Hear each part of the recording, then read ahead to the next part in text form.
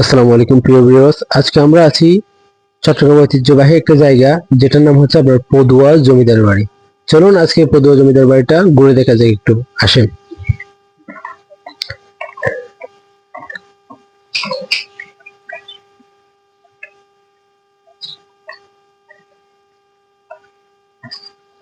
এই যে আমরা এদিক দিয়ে উপরে উঠে যাবো, এদিক দিয়ে কিন্তু আসলে খুব একটা বেশি ওঠার জায়গা নেই। আমরা কোন রকমের সিঁড়ি বেয়ে উঠবো, আস্তে আস্তে উঠে পড়ে যাওয়ার সম্ভাবনা আছে। আসো, আস্তে আস্তে আসো। এখানে আসলে আসার জায়গাটা হচ্ছে এতটুকু, আপনারা সামনে দেখতেই পাচ্ছেন যে এই দিক থেকে যাওয়ার কোনো জায়গা নেই, যার কারণে এই যে এখানে ভাঙা।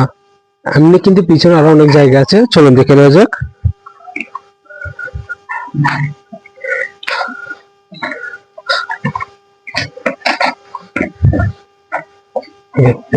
এই যে এদিকে আসো।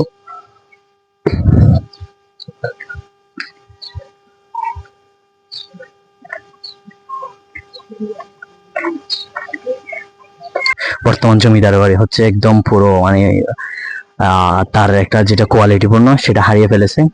তো এটা হচ্ছে জমিদারি বাড়ির আসল পথ, এটা দিয়েই মানে আপনার জমিদার বাড়িতে ঢোকা যায়। আসো একটু করে আমরা ভিতরে আর একটু যাই। তো এটা হচ্ছে যে বর্তমানে জমিদার বাড়ির আসল চেহারা। দেখুন, জমিদার বাড়ি যখন তার জমিদারিত্ব হারিয়ে ফেলে তখন এইরকম অবস্থায় হয়ে যায়। অনেক প্রায় 300-400 বছর আগের এইটা জমিদার বাড়ি ছিল। বর্তমানে শুধু এটার ধ্বংসাবশেষগুলো পড়ে আছে। এগুলো এক একটা রুম আপনারা হয়তো দেখতে পাচ্তেছেন। এই খোদাইগুলো দেখলেই বোঝা যায় যে জমিদার বাড়ি। এবং আপনাদেরকে আমি আরো একটু প্রমাণ দিই। প্রমাণের জন্য আমি আবার আরেকটা জায়গায় নিয়ে আসলাম। এই দেখেন, এখানেতে কোনো ধূপ কিংবা মোমবাতি কিংবা প্রদীপ, হ্যাঁ, এগুলোর ব্যবস্থা ছিল।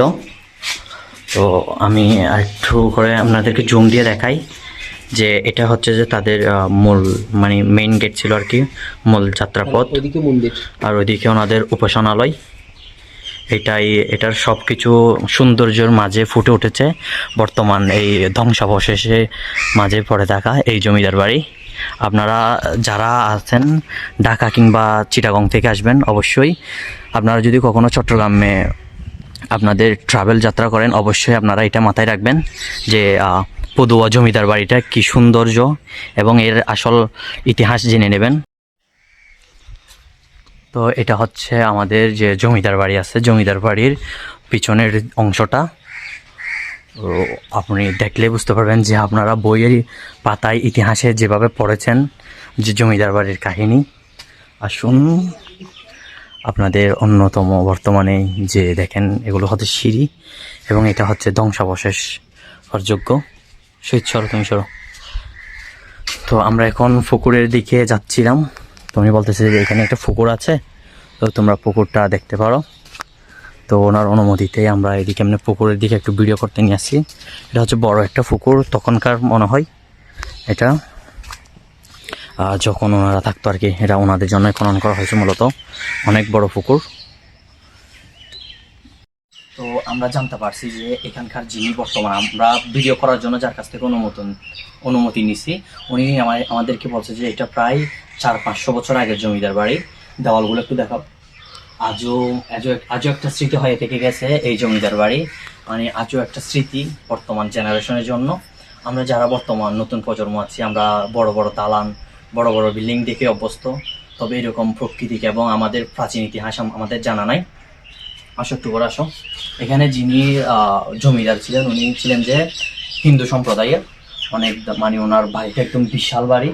একদম বর্তমানে আমরা যে প্রজন্ম, আমরা বর্তমানে এরকম দালান কোঠা দেখে অভ্যস্ত। আসো, এখানে নতুন নতুন কাজ হচ্ছে। দেখেন, নতুন ঘর বাড়ি হয়েছে, এগুলো নিয়েই বর্তমানে জমিদার বাড়ির পিছন দিকেই। এদিকে তুমি পিছন দিকে একটু করে দেখাও। বর্তমানে জমিদার বাড়ির পিছন দিকে যে এটা আমরা যেখানে আছি এটা হচ্ছে জমিদার বাড়ির পিছন দিক, এবং পিছন দিকে কতগুলো দালান হয়েছে এবং ঘর বাড়ি হচ্ছে নতুন করেই। এবং এগুলো সবগুলোর মিলবন্ধনেই হচ্ছে জমিদার বাড়িটা সত্যি অসাধারণ। পিছন দেখো, পিছন একটা হচ্ছে যে এখানে খুব তখনকার সময়ে খুব আধুনিক ছিল এটা।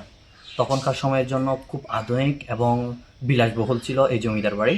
আপনারা যারা আছেন আমাদের চট্টগ্রাম, ঢাকা কিংবা বিভিন্ন জায়গা থেকে যারা এরকম প্রাচীন ঐতিহাসের জায়গাগুলো এক্সপ্লোর করে থাকেন, আপনারা আসবেন, ইনশাল্লাহ একটা ভালো একটা মর্মান্তিক ফিল পাবেন।